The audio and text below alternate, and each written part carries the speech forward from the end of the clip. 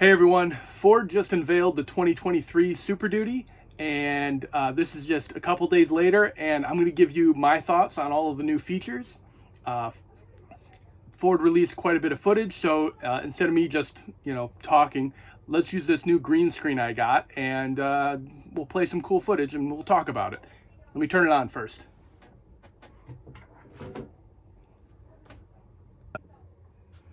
So Ford has announced the 2023 SuperDuty, and I personally own a 2021 F350. I've had it for about a year now, and I'm very happy with it. Ford makes great trucks, but honestly, so do GM and Ram. But there's been certain areas, such as the interior, where Ford has been kind of lagging behind. There's a lot of competition in the heavy-duty truck space, and that's great. It's good for us as consumers. Ford, during their presentation, mentioned that if SuperDuty was a company, just SuperDuty, not even with the F-150, SuperDuty alone would be a Fortune 500 company. It's a big money space, and Ford doesn't want to Ford doesn't want to lose that number one spot. So, did they succeed with the changes they made for 2023? None of us have seen the final product, but let's take a look. Before we start, I want you guys to remember that I'm an RVer. I full-time in a fifth wheel with my wife and kids. Your experience may vary dramatically from mine, especially if your truck is part of your job. If you're a contractor, if you're towing for a living, some of the things I see as a plus, you might see as a negative. Let's talk about it in the comments. Ford also made some interesting engine changes, but I'm going to cover that separately. There's so many changes in the interior and the exterior of the vehicle. I feel like just moving the engines to a different video is a better choice. If I can figure out how to do it, I'll link it somewhere. I'll put it at the end of the video. Let's do a quick rundown of the changes that caught my eye. There's been overall interior improvements. Before I had my F350, I had an AT4 HD, and that package is sort of like a step up from the Lariat. It's sort of like a platinum package, but with a Tremor off-road package too. So it'd be a platinum Tremor if Ford made such a thing. So the AT4 interior, definitely nicer than the Lariat package I have in my F350. And Ram's interior is even nicer. The interior feel is hard to judge from just pictures, but it certainly seems that Ford is moving in the right direction. If you've seen a new F-150, it seems like they've taken a lot of the same pieces from the F-150 and moved them over. So if judging by that, I think we're good. Now, I don't have a major issue with the interior of my truck, other than the cup holders can be noisy. Hopefully they fix that. My main concern is that these upgrades don't upgrade the price. In any vehicle, of all the parts, to me, number one is the seat.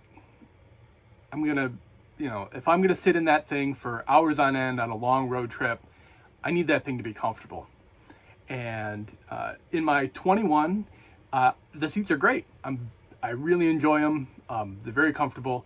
But Ford has upgraded the seats. They've brought in the seats from the new F-150, and I have sat in an F-150 in a dealership, and I think the seat is comfortable. I can't really tell you if the seat is good and comfortable for 3 hours. I think it will be. I'm cautiously optimistic, so we'll see. I had a AT4 HD and a GMC AT4 HD I had, and it was also a 2021, and the seats are the reason why I don't have that truck right now.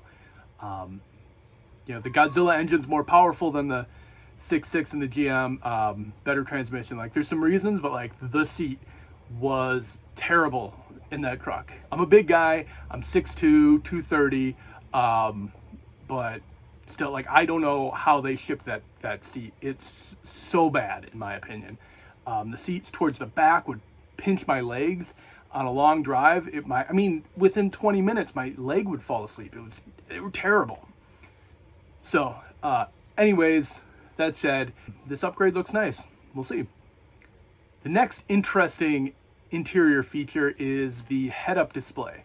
Now, that is a feature that the AT4 had as well, and I really like that in the AT4. When I'm towing, I've got big mirrors going, and I'm paying attention to so many things. Not having to drop my eyes to see the speedometer. I know it sounds silly and a small thing, but it's just really nice.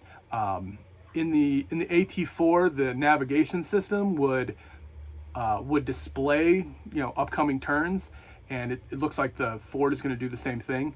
That's great too. Just I don't have to look over to the dash to see where my next turn is. When you're towing and there's a lot going on, it's just really nice. It's a really nice feature.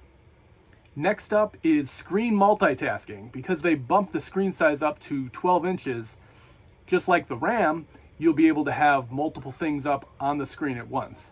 So if you have your maps up and you want to change the station on the radio, you don't have to lose your map.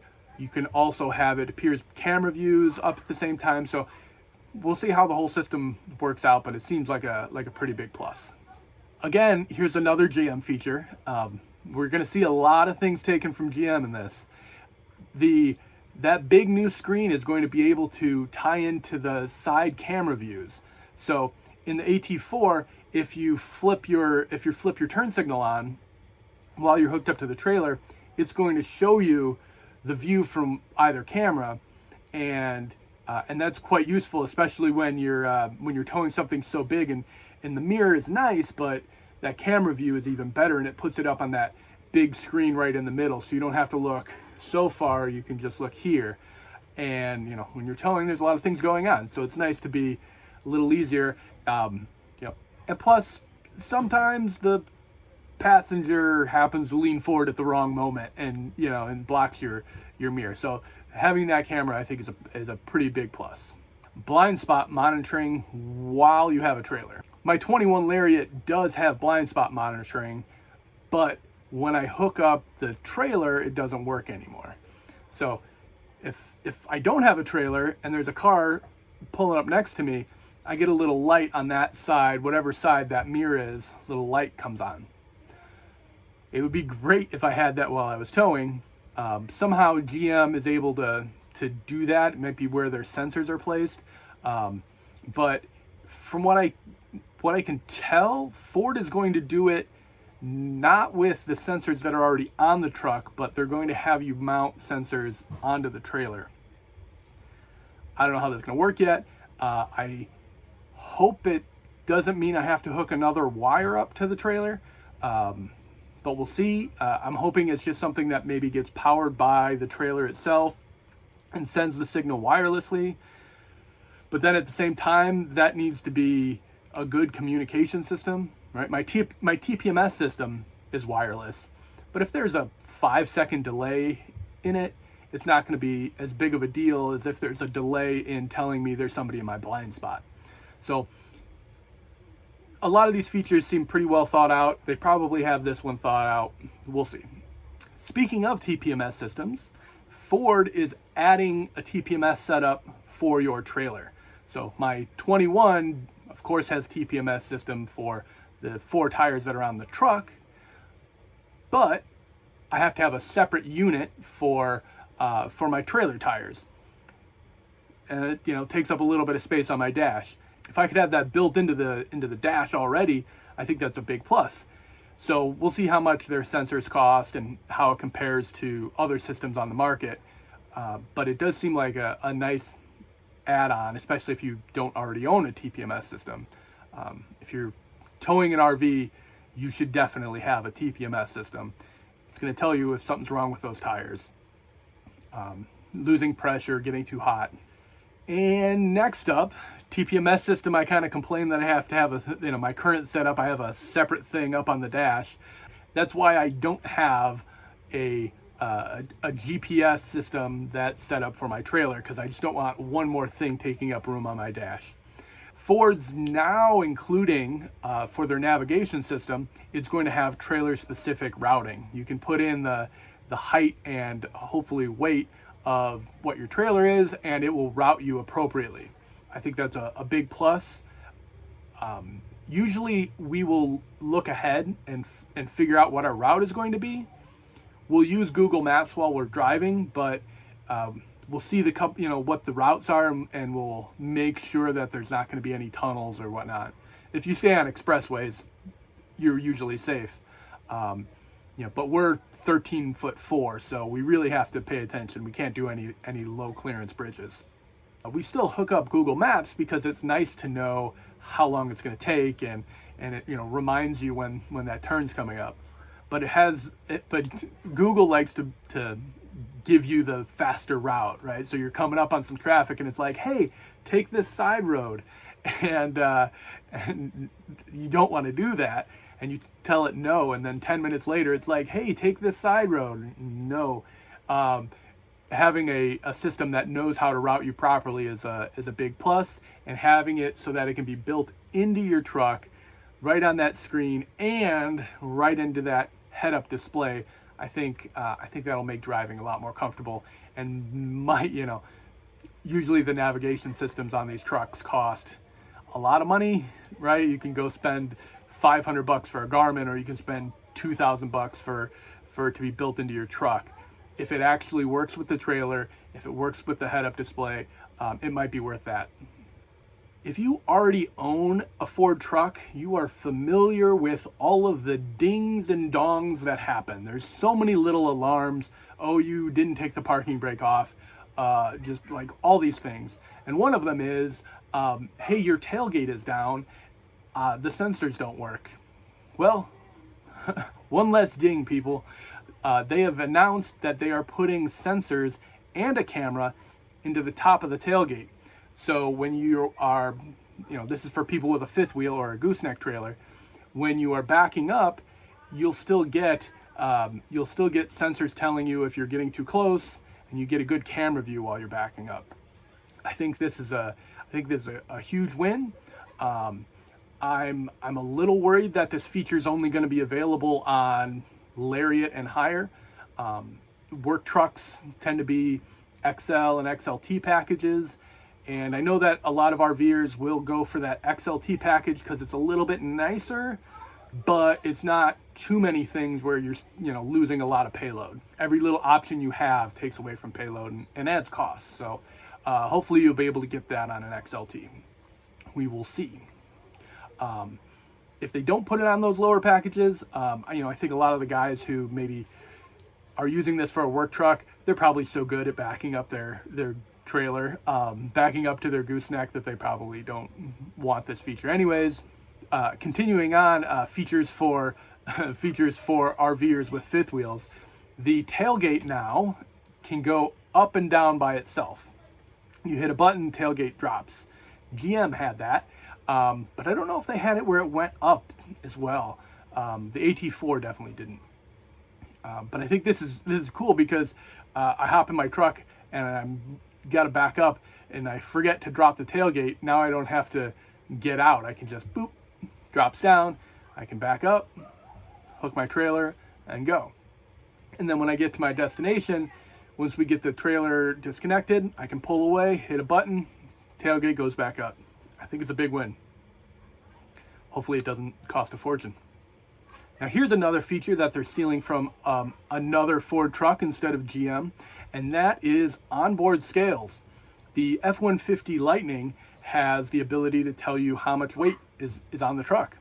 I think that's pretty neat. I've gone to cat scales a few times trying to make sure that my weight is good, but being able to kind of move things around within the trailer, trying to get my balance right and make sure my weight is good.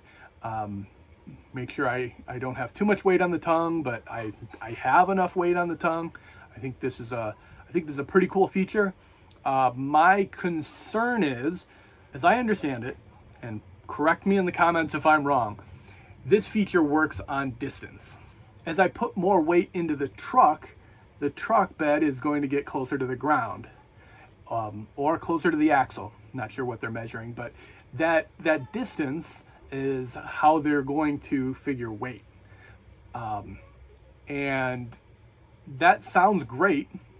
I think that will work, but over time, won't the leaf springs kind of lose a little bit of their spring. If I decide I want a different set of shocks, I'm going to get a little different rate of compression as I put weight in. Hopefully they've got some way to calibrate this, some way to keep this system accurate as modifications are made or as your suspension system starts to wear a little bit. If there's any of you who have this system already on one of the current trucks, I'd love to hear from you in the comments. But honestly, it hasn't been out long enough that anybody would really have any information on it wearing. Power Onboard, sort of a 2 kilowatt generator. It's not really a generator. The engine is running and the engine is turning the alternator, which is then sending power to an inverter. It is a 2,000 watt inverter. It costs $1,000 on the F-150, so I will assume it costs the same amount on the SuperDuty. I don't know how this one falls. For me, I'm a little worried about running my expensive truck for hours, letting it idle, so that I can get power, and spending $1,000 to do so. It seems like for $1,000 I could get a more powerful gas generator.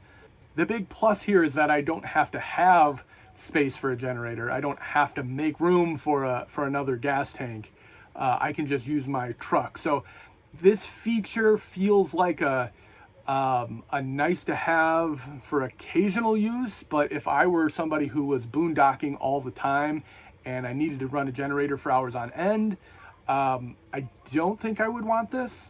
Another thing is if you're parked for a couple of days somewhere and I don't know, I need to run to the store, maybe get some groceries and my wife wants to stay behind, I'm taking the generator with me essentially, right? So if I have a separate generator, I can leave it. I don't know. I'd love to hear your thoughts on this one. I think it's probably not worth $1,000 for me, but it's definitely going to just depend on your situation. All right, we're jumping back to another GM feature that we're going to steal, which is the bedside steps and the bumper steps. This was like really high on my wish list. I'm so glad they're doing it. It seems like such a simple little thing to put a step into the side of the bed, but I really found it useful, especially as someone with a fifth wheel. I could step on the side, I could reach up and reach into the bed and hook up my chains, things like that. Adjust the pressure in my goose ball. I really like this step. It's one of the things I miss most about my AT4. The step on the bumper I think is good, and I'm glad they added a handhold. That's a nice addition, but it's not as big of a deal for me. I think the side step was huge. I ended up getting actually it was put on by Ford at the factory, but it's an aftermarket flip down step on the back corner of the bumper. I like that one a lot. It sits lower than where the step that will be in the bumper would sit. And that's what I use all the time when I'm trying to get it in and out of the truck. So even though there will be a step in the bumper, if I were to get a new truck, I would get this flip down step as well. I also have the tailgate that Ford has, that the step like comes out and drops down. New for 2023, they've extended that a little bit, making it a little easier to step up, but I never use that. It was a waste of money. I wish I had not bought that step. It makes the tailgate heavier, so it's heavy to close, and then I just don't use it. Those extra steps to kind of get it out when I can just flick my foot onto that little corner step and get up in the bed is perfect.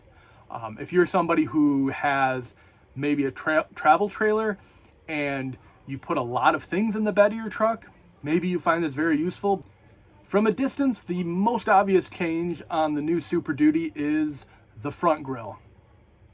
For the most part, the exterior hasn't changed that much. If you're looking at it, you might notice the side steps, but the grille is kind of the big obvious change. The front grille is another obvious ripoff of GMC.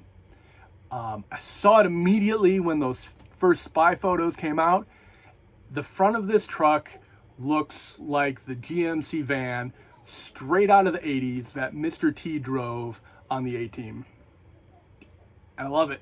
I'm half tempted to switch to a bumper pull trailer so I could put a cap on the back and then a spoiler on top of that. I pity the fool that thinks my 7.3 gasser can't make it up hills. All right, that's about a wrap. Anything I'm missing?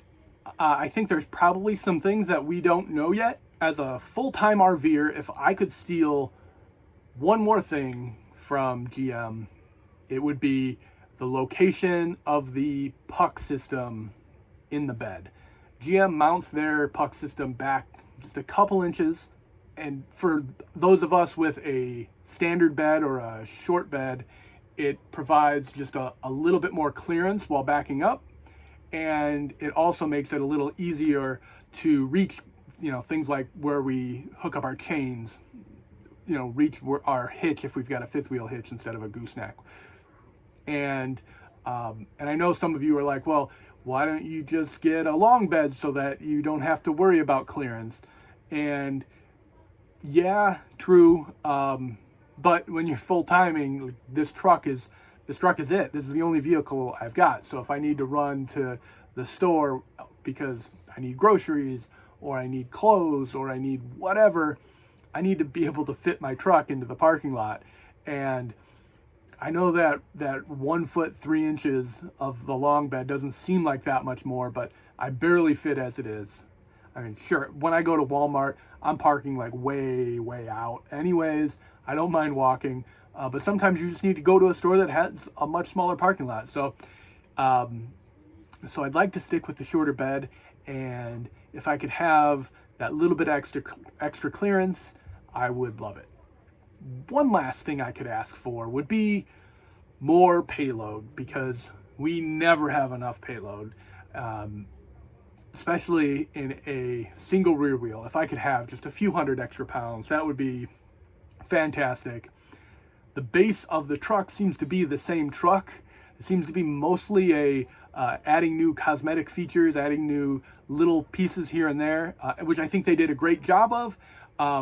But I don't have much hope for there being suddenly a bunch of extra payload, because it looks like it's the same frame and the same suspension. We will see. Oh, and one more thing, Ford. If you could give us a payload estimator when we're on your website and we're building the truck, oh, that would be great. We know where the truck starts out at, and we know what things we're adding. If you could just include what each feature weighs and then give us like a range. I was hoping that when I got my truck, it'd be around 4,000 pounds, and it ended up being 3787. It'd just be nice. You're ordering something and you don't know what it can haul until it shows up at your door. All right, so that is a wrap of new features. I think that Ford has done an excellent job of adding all of the things that they needed to. The base truck was already an excellent truck, and they just needed to catch up in a few interior areas, a few niceties, and I think they very much did it. I think that this really puts GM and Ram on their heels with the engine lineup that Ford has, and the interior and all of the nice to have features being pretty much in line or slightly better than the competition. I think this really, I think a SuperDuty is the buy going forward. So if you want to know about engines, I'm going to throw another video together, because we now have 4 engine options coming in 2023. I'll link that one in the description, maybe at the end of the video, and I'll see you over there. Looking forward to hearing your comments. Like and subscribe. Thanks a lot.